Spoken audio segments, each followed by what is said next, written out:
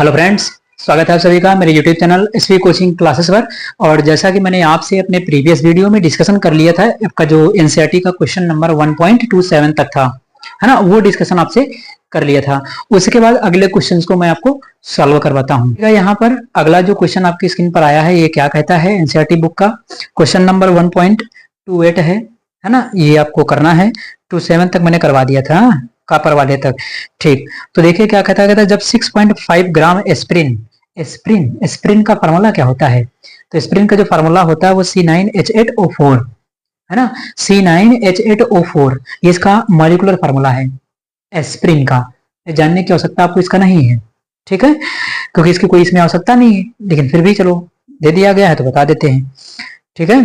को 450 ग्राम acetonitrile, acetonitrile या UPSC नाम है मिथिल साइनाइड का, एस्टोनाइट्राइल CH3CN, ठीक, में घोला जाए तो एस्प्रिन का एसीटोनाइट्राइल में भार प्रतिशत, द्रव्यमान प्रतिशत, परसेंटेज बाय मास या मास परसेंटेज इंग्लिश में कहते हैं इसको, तो ज्ञात कर सकते हैं आसानी से, कोई बहुत बड़ी दिक्कत वाली बात इसमें नहीं है, ठीक है। द्रव्यमान प्रतिशत का फार्मूला लगाइए और आंसर प्राप्त कर लीजिए। तो चलिए इसको सॉल्व करते हैं, तो चलिए फिर इसको सॉल्व कर लिया जाए, है ना। तो देखा जाए सबसे पहले तो आपको क्या करना है, भार प्रतिशत निकालना है ना। निकालना नहीं, सबसे पहले जो दिया है उसको आप लिख लीजिए। तो दिया वाले में आपको सबसे पहले आपको, है ना, कौन कौन दिया है ध्यान से इसमें देखिए। पहले एस्प्रिन दी गई है और 450 ग्राम, है ना, यानी ये आपका विलेय है, एस्प्रिन विलेय है और 450 ग्राम एस्टोनाइट्राइन विलायक है, यानी विलेय विलायक दिया गया है। तो विलेय और विलायक को जोड़ दीजिए, विलयन मिल जाएगा। विलयन बराबर क्या होता है, विलेय प्लस विलायक होता है, ठीक। तो आप वहां से क्या कर सकते हैं, इसको कर सकते हैं आसानी से, ठीक। चलिए तो देख लीजिए आपको, तो यहाँ पर हम क्या लिखेंगे, विलेय का भार, है ना। विलेय के भार को स्मॉल W से लिख ले, तो हिंदी में नहीं लिखते, सिंबल यूज कर लेते, विलेय के भार के लिए स्मॉल W है, आप समझ लीजिएगा, ठीक। कितना दिया गया है, तो ये दिया गया है 4.5, दिया गया है 6.5 ग्राम, ठीक, ये दिया गया। विलायक कितना दिया है, विलायक कौन है आपका, वो है एस्टोनाइट्राइल, है ना, मेथिल साइनाइड, कितना है 450, ठीक। तो ये विलेय, ये विलायक है। आपको क्या चाहिए, आपको चाहिए विलयन, है ना, विलयन का भार। तो विलयन का भार के लिए क्या करेंगे, विलेय प्लस विलायक। समझ में आ रहा है ना, दिक्कत तो नहीं आ रही। ये इंग्लिश में थोड़ा यूज कर लिया है ये वर्ड, ये विलेय का भार है, ये विलायक का भार है, हिंदी में आप लिख लीजिएगा, ठीक। तो स्मॉल W कितना है 6.5, कैपिटल W कितना है 450, तो ये जुड़ जाएगा 456, सीधे देख रहे हैं 456.5 आ जाएगा ग्राम, ठीक। तो ये विलयन का आ गया। फार्मूला लगाइए, द्रव्यमान प्रतिशत क्या होता है, विलेय का भार, है ना, विलेय का भार, जिसको मैंने यहाँ स्मॉल W से लिखा है। नीचे क्या हो जाएगा, विलयन का भार या विलयन का द्रव्यमान या विलयन की मात्रा, है ना। भार लिखिए, द्रव्यमान लिखिए, कुछ भी लिखिए चलेगा, ठीक। गुणे में क्या करते हैं 100, है ना, ये फार्मूला होता है। देखिए विलयन का भार निकाल लिया, सीधे रखिए, सॉल्व करिए, आंसर लीजिए, कितना आ जाएगा। विलेय का देखिए कितना दिया है 6.5, 456.5 गुणे 100 हो जाएगा।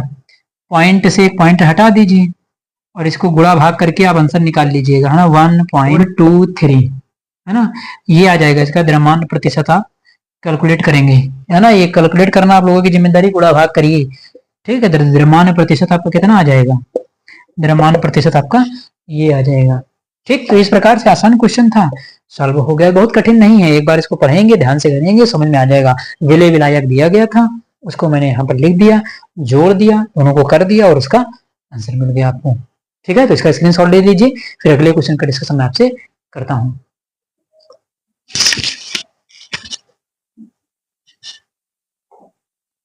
तो चलिए, आपने उसका स्क्रीनशॉट ले लिया होगा।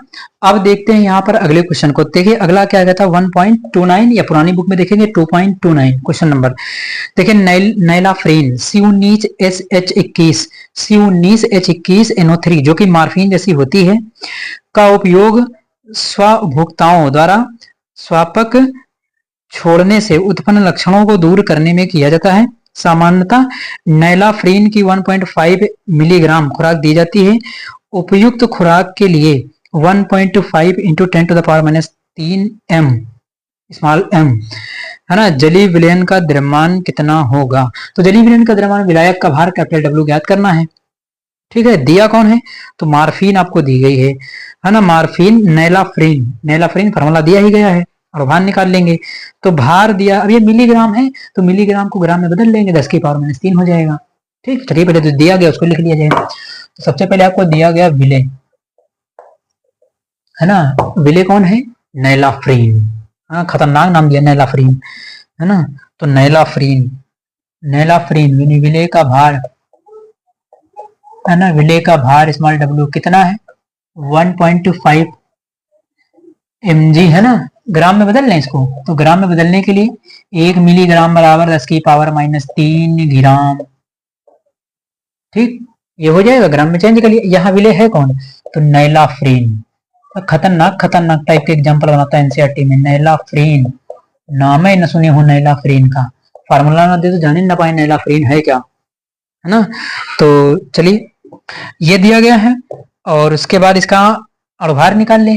तो नैलाफ्रीन का अणुभार, है ना, यानी ये विलय है नैलाफ्रीन, तो विलय का अणुभार, विलय का अणुभार स्मॉल m। फार्मूला क्या है? तो नैलाफ्रीन का फार्मूला देखिए दिया है कितना, C19H21, C19H21 NO3। ठीक, तो करके आप लोग निकालेंगे इसको। 19 ये हो जाएगा प्लस 1 हो जाएगा 21, हम करके बता दे रहे हैं, करिएगा इसको अपने हाथ। ये 14 और ये 16 गुणे 3, 16 3 48, तो ये आ जाएगा 311, है ना। जोड़ लीजिएगा, जोड़ना आपको आना चाहिए, जोड़ना नहीं आता तो सीखिए जोड़। ठीक है, उसके बाद एक सवाल में और दिया क्या? मोललता, मोललता भी तो सवाल में दिया, कितना दिया मोललता? 1.5 × 10⁻³ स्मॉल m लिखा देखिए साइड में छुपा करके। ठीक है, तो ये आपको मोललता इसने दे दिया है ना, मोललता स्मॉल m। ये कितना दिया है? 1.5 इंटू कितना, 1.5 है ना, हाँ 1.5 इंटू 10⁻³ यही दे, दोनों सेम दे दिया क्या इसने? हाँ वो सेम हो गए, दोनों कट जाएंगे फिर इसका मतलब, है ना। तो मोललता का फॉर्मूला लगाइए। तो वेट अपॉन मॉलिक्यूलर वेट होता है, अपॉन में ये विलायक का ये किलोग्राम में निकालना होता है, ये फार्मूला है इसका। अब यहाँ से यही तो आपको निकालना है, ये निकालना है, इसको यहाँ ले जाइए, इसको वहां लाइए। तो कैपिटल W बराबर, है ना, अगर कठिन लग रहा हो तो इस तरीके से कर लीजिए m और ये वाला m, तो दोनों सेम सेम हो गए, कंफ्यूजन हो जाएगा, है ना। ये अणुभार है, ये मोललता है, तो एक को हिंदी में लिख लिया जाए। मैंने बताया था आपसे, जहां पर कंफ्यूजन होगा वहां हिंदी भी यूज कर लेंगे। ठीक, तो चलो हम इसको लिख लेते हैं, क्या लिखना है? तो यहाँ हम लिख देते हैं मोललता, है ना। ये हिंदी में लिख लीजिए या डैश कर लीजिए, इसमें तो डैश लगा लीजिए, तो फिर यहाँ पर m कर लीजिए, m डैश, ताकि आपको पता चल जाए कि ये मोललता है, ये अणुभार है, तो दिक्कत ना आए। तो चाहे ये कर लीजिए m डैश। ठीक, अब तो समस्या नहीं होगी, ये मोललता है ना, ये मोललता है, अणुभार है। ठीक, रखिए यहाँ पर कितना small w, small w 1.5 into 10⁻³ ठीक, तो -3 हो गया। उसके बाद ये स्मॉल m अणुभार है, अणुभार कितना है? 311, तो अणुभार है 311। मोललता कितनी दी गई है? ये देखिए सेम सेम, मोललता भी होगा सेम सेम, तो ये हो गई -3। ठीक, दोनों सेम, तो कुछ नहीं करना है, हलवा है फिर, तो ये कट जाएगा। एक चीज और है, थोड़ा सा यहाँ किलोग्राम में रखना होता है ना, तो किलोग्राम का मतलब क्या है? ऊपर 1000 भी कर लीजिए, है ना, यहाँ पर 1000 लगा लीजिए इसको। ये काम भी ना भूलिए, क्योंकि किलोग्राम में रहता है ना, फार्मूला किलोग्राम में रहता है, तो किलोग्राम में रखेंगे तो ये नीचे रहेगा 1000, ऊपर चला जाएगा। समझ में आ रही ना बात? अरे एक एक चीज तो समझाना पड़ रहा है। कैपिटल W, है ना। अब देखिए ये है 1000 ही होगा, ये कहाँ जाएगा ऊपर? कब? जब ग्राम में रखना है ना, ये मात्रा सारी ग्राम में रखना है, ये भी तो ध्यान रखना है। मात्राएं सारी किस में रखना है? ग्राम में। देखिए ग्राम, ग्राम, ये तो मोललता है मान लिया, वो तो ग्राम में है ना। तो ग्राम में अगर रख रहे हैं तो फिर आपको क्या करना पड़ेगा? 1000 लगाना पड़ेगा। तो सीधे करिए उसको। अब देखिए क्या बचा, तो W बराबर 1000 ग्राम और नीचे 311, भाग करिए 3 त्रिक का 9, तो 3.3 करके कुछ आएगा। तो कितना आ जाएगा? भाग करिएगा देखिएगा, 3.2, है ना, 3.23 इसी तरीके से कुछ आ जाएगा। ठीक है, तो ये क्या आया है, विलायक का भार किस करके देखिएगा, एग्जैक्ट आपको मिल जाएगा। मैंने भाग तो नहीं किया है, मुझे याद था, मैंने लिख दिया है, आपको भाग करके देखना है।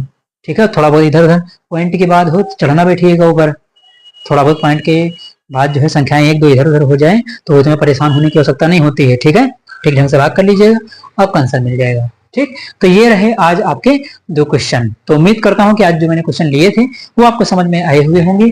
एक बार खुद से लगाइए, रिपीट करके देखिए, तो आपको आसानी से और ज्यादा क्लियरिटी हो जाएगी। ठीक है, तो चलिए फिर पढ़ाई करते रहिए, मिलते हैं अपने नेक्स्ट लेक्चर में। Thanks for watching this video.